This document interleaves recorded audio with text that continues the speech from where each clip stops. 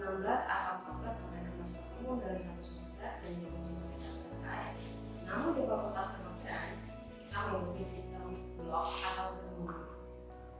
Dalam satu semester biasanya ada 3 sampai 4 modul atau blok yang berlangsung sesuai dengan tema yang disusun dari masing-masing Fakultas Kedokteran dan berlangsung antara 3 sampai 2 minggu dan memiliki bobot sesuai dengan lemahnya waktu, biasanya antara 3 sampai 4 SKS.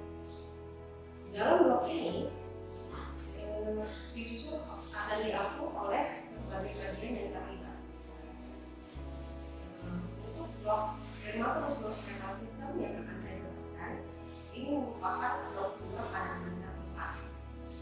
Blok ini berlangsung kira-kira selama 6 minggu dengan SKS dan SKS. Kegiatan yang ada di dalam blok diikuti perkuliahan dari pakar yang diikuti oleh bagian masing-masing. Kemudian ada kegiatan yang disebut dengan small group discussion, di mana ini dilakukan dalam diskusi kecil atau kelompok. Small group discussion atau terdiri dari 9 sampai 11 orang mahasiswa yang dipimpin oleh seorang tutor yang diinisiasi.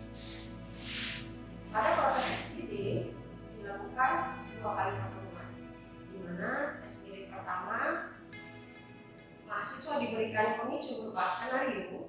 Dari skenario itu mereka melakukan brainstorming terhadap apa kira-kira isu yang dibicarakan pada semua discussion tersebut.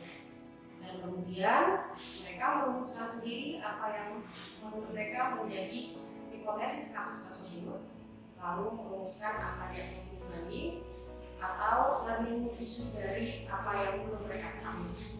Dan pada pertemuan kedua, mahasiswa melakukan presentasi terhadap learning issue yang mau mereka ketahui yang sudah dirumuskan di pertemuan pertama, dan kemudian ada diskusi kami. Dosen sebagai tutor pada pertemuan pertama dan kedua bersifat sebagai motivator dan juga pengarah, namun tidak bekerja sebagai expert, tidak memberikan jawaban benar atau tidak terhadap proses tersebut. Jadi dosen di situ bersifat sebagai fasilitator. Nah, jadi pendekatan kurikulum di Fakultas Kedokteran ini memang diarahkan lebih dari student centered learning dan problem based learning atau problem based solving. Selain small group discussion, dalam sistem blok juga ada yang dikenal dengan nama kegiatan keterampilan klinis. Keterampilan klinis ini dilakukan dalam kelompok-kelompok kecil juga, yang terdiri dari 4 sampai 5 orang mahasiswa dan dibimbing oleh seorang instruktur atau tutor yang merupakan dosen. Dosen akan memberikan simulasi bagaimana melakukan suatu keterampilan klinis yang diperlukan untuk melakukan suatu tindakan berupa pemeriksaan, anamnesis, atau tindakan. Baik, untuk kemudian kegiatan selanjutnya adalah kegiatan kuliah. Kuliah yang dilakukan di Fakultas Kedokteran Universitas Muhammadiyah Sumatera Utara masa pandemi kita melakukan 2 pendekatan, yaitu asinkronus dan sinkronus learning. Dan juga kita kenal dengan istilah blended learning. Nah, pada angkatan mahasiswa yang masih berada di bawah, sifatnya masih bersifat konvensional, yakni perkuliahan itu langsung bertemakan dengan kuliah yang akan dibawakan. Namun di tingkat atas kami sudah memulai bahwa 2-3 topik perkuliahan sudah diupload terlebih dahulu ke e-learning yang dipelajari mahasiswa sama waktunya, dan kemudian di waktu jam yang dijadwalkan oleh penanggung jawab blok itu dilakukan yang namanya diskusi forum. Diskusi forum ini bersifat menjawab atau mendiskusikan kembali hal-hal apa yang belum jelas, atau dosen juga bisa melakukan aktivitas misalnya memancing atau merangsang mahasiswa menjawab beberapa pertanyaan dan menemukan sendiri di mana batas pengetahuannya, dan untuk selanjutnya menyelesaikan hal-hal yang belum diketahui. Baik, untuk sistem blok dan muskuloskeletal sistem ini sendiri diampu oleh beberapa bagian, yakni diantaranya bagian anatomi, bagian histologi, biokimia, fisiologi, farmakologi, parasitologi, ilmu kesehatan kulit dan kelamin, ilmu penyakit dalam, bagian ortopedi, dan bagian ilmu kesehatan masyarakat. Jadi pendekatan sistem blok dermatomuskular sistem ini adalah dibagi menjadi 2 penyakit atau 3 penyakit besar. Yang biasanya kami mulai dulu dari kelainan di bidang muskuloskeletal sistem, dan kemudian setelah itu selesai dilanjutkan dengan kelainan di bagian dermato atau di bagian kulit. Pada kurikulum yang lama yang berjalan, sistem blok dermatomuskuloskeletal sistem ini membahas mulai dari anatomi atau struktur mikroskopik dari suatu bagian tubuh yang terkait, dan kemudian ada struktur makroskopik, mikroskopik, dan kemudian dikaitkan dengan fisiologi dari organ tersebut. Misalkan di bagian muskuloskeletal sistem, maka akan dilanjutkan dengan penyakit atau keluhan apa yang ada di muskuloskeletal sistem dan disesuaikan dengan daftar standar kompetensi dokter Indonesia, terutama SKDI dengan level 3A garis 4A. Misalkan dalam kasus osteologi ada kasus fraktur. Fraktur ini ada fraktur tertutup dan fraktur terbuka, kemudian juga ada infeksi tulang, osteomielitis. Nah, untuk itu kita menyusun kuliah-kuliah yang diutamakan, tentunya tidak semua topik kelainan tulang yang akan disampaikan dalam blok tersebut. Kita menyusun prioritas mulai dari kompetensi 3 dan kompetensi 4. Dan juga misalkan di bagian dermato. Ketika di bagian dermato, maka departemen klinis yang pertama terlibat adalah departemen ilmu kesehatan kulit dan kelamin.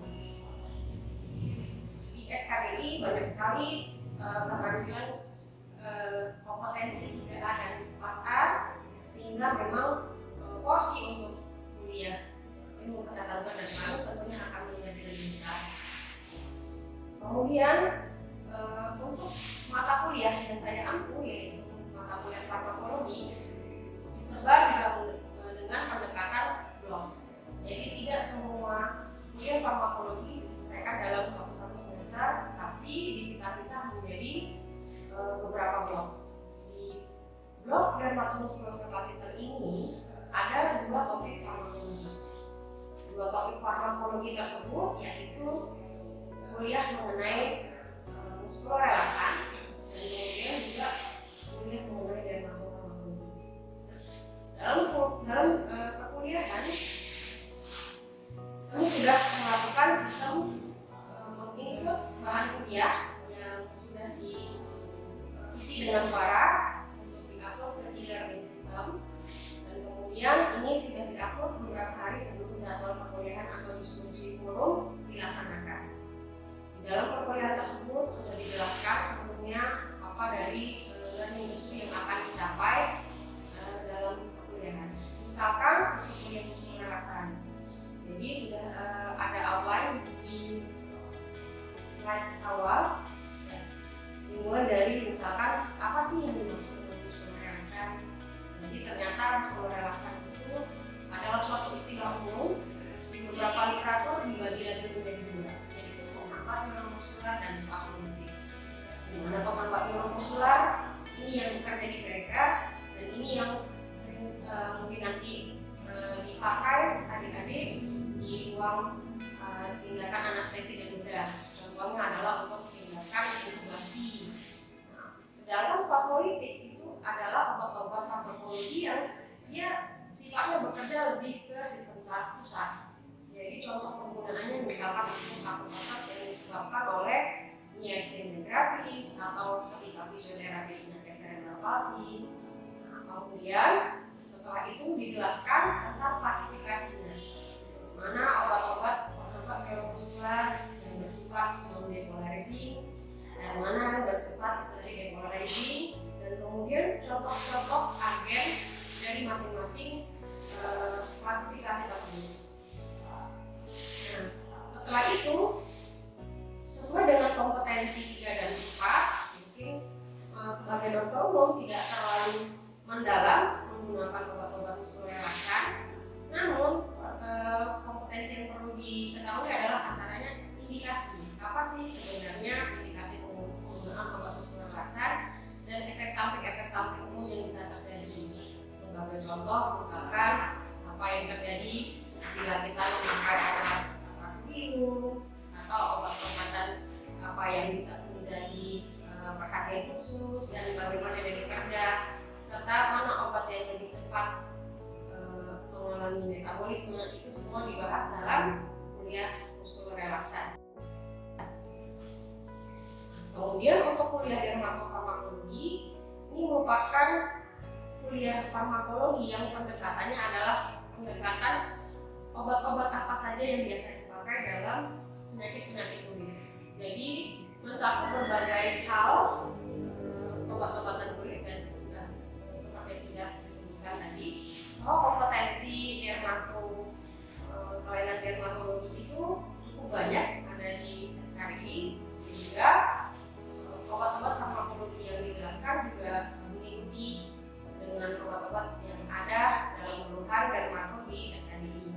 Sebagai contoh, misalkan ada obat jerawat, ada obat-obatan kortikosteroid, ada antibakteri topikal, anti jamur topikal, kemudian obat-obatan ektoparasit, obat-obatan antiflobitus, obat-obatan yang merangsang pigmentasi, obat rekomen dan rekomen. Pada umumnya yang kita ketahui bahwa obat-obatan dermato itu memiliki sesuatu yang namanya pengedulun. Nah, jadi sebelum memasuki dari semua detail dari masing-masing obat untuk penyakit kulit tersebut, saya terlebih dahulu menjelaskan kepada mahasiswa mengenai definisi pengedulun. Jadi ada istilah baru yang mungkin baru mereka dengar, yaitu pengedulun. Nah, kemudian dijelaskan juga beberapa bentuk sediaan obat kulit. Jadi ada istilahnya obat salep, kemudian ada istilahnya obat gel, ada krim, ada bubuk. Nah, semua itu memiliki konsekuensi efek yang berbeda.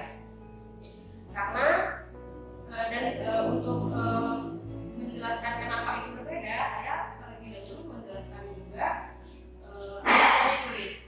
Jadi kuliah farmakologi ini bersifat paraklinik, menjembatani antara ilmu dasar, preklinik, dan ilmu klinik. Jadi kembali menjelaskan antara sedikit saja struktur dari organ tersebut dan apa pengaruhnya, apa fungsinya, dan apa konsekuensinya.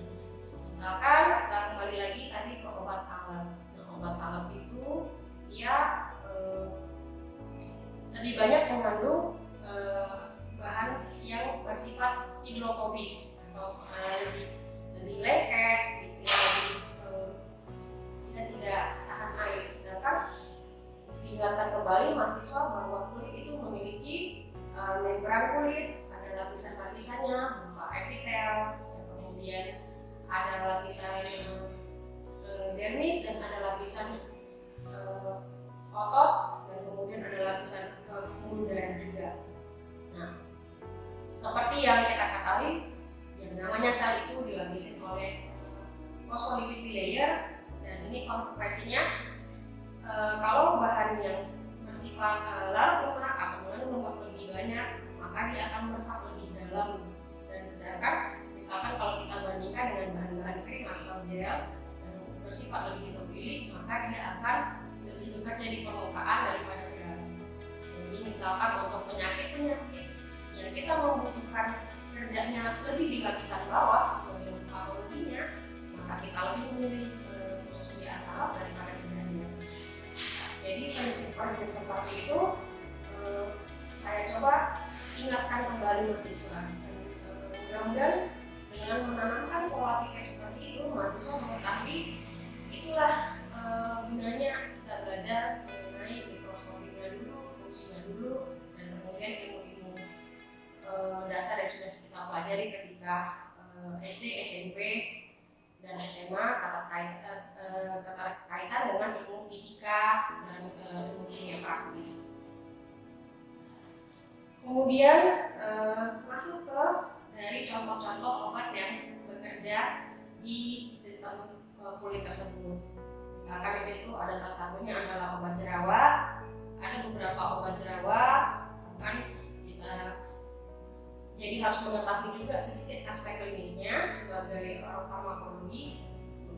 Di antaranya adalah misalkan kita harus mengetahui bagaimana spesialis kulit membagi penyakit akne vulgaris menjadi beberapa derajat. Di antaranya akne vulgaris yang ringan, yang sedang, yang berat, dan kemudian kita juga harus mengetahui juga patofisiologinya, bagaimana jerawat itu muncul, ternyata ada sumbatan di kulit yang disebabkan oleh salah satunya faktor sebum, kemudian ada propioni bakteri akne. Jadi usaha farmakologi mengatasi akne tersebut adalah didasarkan pada pemikiran logis untuk mengurangi kolonisasi propioni bakteri akne dan salah satunya, atau mengurangi sumbatan dengan cara meningkatkan proses keratolitik, pergantian kulit. Jadi sumbatan-sumbatan itu hilang, dan termasuk juga menanamkan proses rasional pada mahasiswa bahwa salah satu edukasi dalam tata laksana non-farmakologi jerawat adalah mengurangi dari makanan yang menyebabkan keringat berlebihan, seperti makan makanan pedas. Kemudian kalau dari luar atau beraktivitas, jangan lupa cuci wajahnya dengan air dengan pH yang seimbang, jadi tidak menggunakan zat yang terlalu keras. Jadi dengan cara seperti itu diharapkan mahasiswa tertanam konsepnya bahwa farmakologi ini memang ada proses hafalannya, tetapi semua didasari oleh konsep dan rasionalisasi berpikir. Baik, mungkin itu salah satu penjelasan dari kuliah farmakologi yang saya sampaikan. Ini saya juga akan menjelaskan proses keterampilan klinis. Jadi selain dari SGB, kemudian perkuliahan analisis psikolog, ada kegiatan keterampilan klinik. Kegiatan keterampilan klinik di blok dermatologi sistem ini salah satunya misalkan adalah mengenal instrumen bedah. Jadi di blok ini mahasiswa mulai diajarkan untuk memegang alat-alat bedah minor, ya, seperti bagaimana memegang gunting, ya, kita ajarin dengan menggunakan jari pertama dan jari keempat, bagaimana menggunakan needle holder, memasang jarum, menggunakan pisau bedah, dan kemudian di pertemuan selanjutnya ada contoh aplikasi bagaimana melakukan eksisi tumor dan insisi akses serta ekstraksi kuku. Kemudian juga ada analisis penyakit kulit kelamin, dan disatukan juga dengan pemeriksaan KOH untuk pemeriksaan vokal kulit, ya, untuk mengidentifikasi jamur. Kemudian juga ada interpretasi foto fraktur, jadi foto X-ray untuk kompetensi dokter Hong, yaitu tulang-tulang panjang atau osteologi. Dan di Fakultas Kedokteran Universitas Muhammadiyah Sumatera Utara juga memiliki visi dan misi yang antara lain menghasilkan dokter yang islami dan berorientasi komunitas. Jadi kami sudah melakukan insersi kurikulum kemuhammadiyahan dan keislaman itu dalam setiap pembelajaran. Di antaranya di proses keterampilan klinik ini adalah ketika tadi ada intervensi fotografer, juga disatukan dengan materi bagaimana cara melakukan toharoh pada pasien yang terpasang gips. Ya, jadi dijelaskan juga dari expert, kita juga mengundang expert dari dosen Fakultas Kemuhammadiyahan, bagaimana wujudnya, isu yang terkait, misalkan bagaimana air itu terhalangi oleh gips, jadi solusinya bagaimana, seperti itu. juga pada pertemuan selanjutnya ada kegiatan mengajarkan keterampilan berbicara. Di blok Dermatologi Sistem ini juga berlangsung kegiatan program keluarga binaan kesehatan. Jadi program keluarga binaan kesehatan ini merupakan kegiatan di mana mahasiswa itu turun ke masyarakat lapangan di kelurahan-kelurahan yang sudah bekerja sama dengan FKUNSU melalui Departemen Ilmu Kesehatan Masyarakat. Kegiatan aslinya sebelum pandemi, jadi mahasiswa itu memiliki keluarga tetap yang rutin dikunjungi dalam satu blok, mungkin ada 2 atau 3 kali kunjungan, di follow up apa yang terjadi perkembangannya di keluarga tersebut dan diidentifikasi masalah-masalah kesehatan yang ada di keluarga tersebut, dan kemudian disesuaikan dengan bloknya. Misalkan untuk blok dermatomuskuloskeletal sistem, kira-kira adakah penyakit dermatomuskuloskeletal sistem yang dialami oleh keluarga tersebut. Nah, jadi tujuan dari kegiatan program keluarga binaan kesehatan ini adalah untuk implementasi dari visi dan misi FKUNSU sebagai dokter yang berorientasi komunitas dan melatih mahasiswa untuk terpapar lebih dini dengan masyarakat. Nah, jadi misalkan mereka bertemu dengan misalkan penyakit kulit yang paling sering di masyarakat antara adalah kurap atau paru. Jadi mereka terlatih untuk menganamnesi, jadi melakukan wawancara, apa keluhannya, kemudian melakukan diagnosis gali, dan bahkan mungkin setelah mengikuti keterampilan klinis bisa melakukan pemeriksaan rongga dan mungkin bisa memfasilitasi juga dengan berkonsultasi kepada pembimbing yaitu dosen bagaimana menangani dan mengobati kelainan tersebut. Nah, dalam kegiatan PKBK ini juga seringkali menjadi jembatan atau kegiatan pengabdian masyarakat dari dosen sebagai komponen dari dalam pertemuan ini. Jadi dosen kemudian juga ikut turun ke lapangan dan kemudian secara bergiliran atau berkelompok dalam satu semester itu melakukan penyuluhan terkait dengan masalah apa yang terjadi di masyarakat. Ada melakukan kegiatan seperti misalkan edukasi kesehatan atau bisa pemeriksaan kesehatan dan baksos. Nah, kemudian di masa pandemi tentunya pada saat itu ada larangan untuk melakukan kontak langsung kepada masyarakat. Nah, dengan pertimbangan hal tersebut, maka kemudian keputusan dari kampus adalah merubah format dari program keluarga binaan kesehatan ini menjadi kontak secara tidak langsung. Ketika itu yang kegiatan yang mampu dilakukan antara adalah melakukan penyuluhan atau edukasi kesehatan secara daring melalui WA group atau melalui Zoom. Jadi mahasiswa melakukan kegiatan responsif, berencana merumuskan kegiatan apa yang akan dibuat oleh mereka secara kelompok kecil dan terdiri 4 sampai 5 orang, dan kemudian setelah ditetapkan berdiskusi dengan dosen dan pembimbing, kemudian melakukan penyuluhan dan kemudian diakhiri dengan responsi. Nah, Departemen Farmakologi mengajar di beberapa blok seperti yang sudah saya sampaikan. Kegiatan dari farmakologi selain dari kegiatan pengajaran berupa kuliah, juga ada di antaranya adalah memberikan praktikum dan kadang memberikan workshop sebelum keterampilan klinik dasar. Selain di bagian farmakologi, saya juga memiliki jabatan struktural yaitu dalam UPK, yaitu Unit Pendidikan Kedokteran.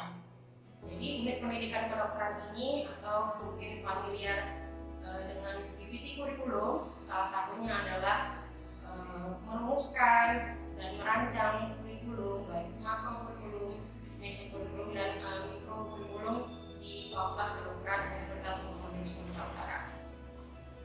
Saat ini di Fakultas Kedokteran Universitas Muhammadiyah Sumatera Utara ada 2 kurikulum yang berjalan, yaitu kurikulum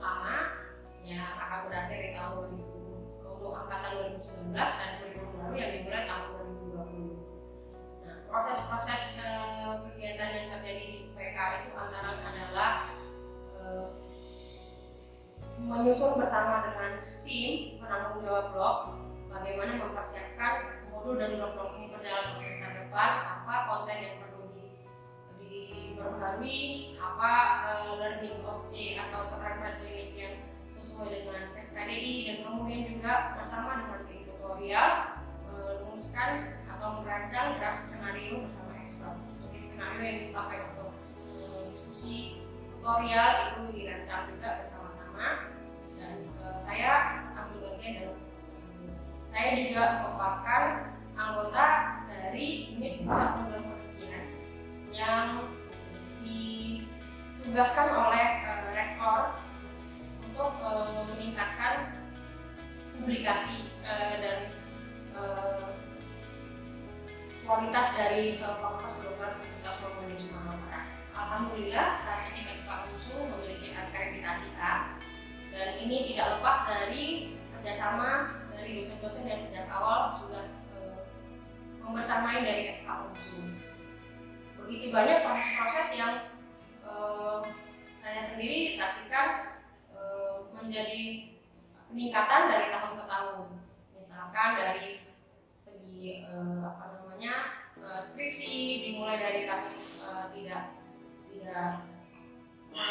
mewajibkan adanya publikasi, namun dengan kesadaran yang semakin meningkat dan semangat dan pengetahuan serta keterampilan baik dari dosen mahasiswa yang meningkat melalui pelatihan ilmiah, maka kemudian kami naik tahap menjadi mulai publikasi. Saya sendiri sudah bersama mahasiswa mulai meningkatkan target publikasi, dimulai dari publikasi lokal, kemudian insya Allah secara perlahan kami akan mulai menargetkan publikasi di Sinta, dan tentu saja ini merupakan usaha bersama yang didukung oleh kebijakan dari pimpinan. Mungkin ini saja yang bisa saya sampaikan di awal video ini. Untuk selanjutnya akan dijelaskan mengenai contoh perkuliahan dan contoh-contoh interaksi yang pernah saya lakukan dengan mahasiswa dan juga mungkin di keterampilan workshop. Terima kasih atas kesediaan